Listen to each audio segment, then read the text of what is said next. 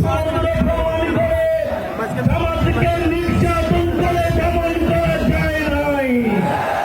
কারণ এই আন্দোলনের কর্মীরা মহান পরওয়ারদিগারের সন্তুষ্টির জন্যই আমরা গভীর রাতে আল্লাহকে শ্রদ্ধা করি, আর কোন শক্তির কাছে আমরা মাথা নোয়াই না।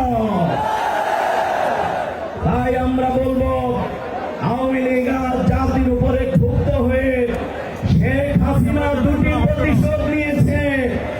একটি হচ্ছে তিনি 28 অক্টোবর থেকে শাপলা চত্বর সেনা সদস্য হত্যা, আমাদের নেতৃবৃন্দকে হত্যা করে গোটা বাংলাদেশকে মৃত্যুপুরীতে পরিণত করেছে।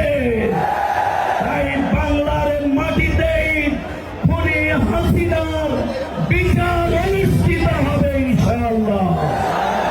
আর তিনি এই আওয়ামী লীগ কেন শেখ মুজিবের সেই মৃত্যুর পর জানা যায় প্রতিবাদে বের হয় নাই, সেই জন্যই আওয়ামী লীগকে সেই বিপদের মুখে রেখে শেখ হাসিনা ভারতে পলায়ন করেছে।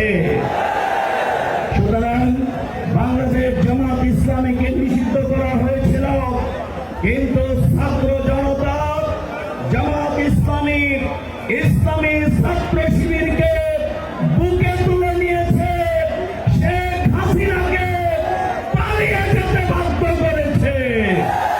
তাই আসুন আগামী দিনের সেই সুন্দর বাংলাদেশ, ইনসাফ ভিত্তিক বাংলাদেশ গড়বার জন্য আমাদের আমির জামাত আজকে গোটা জাতিকে যেভাবে উজ্জীবিত করেছেন, গোটা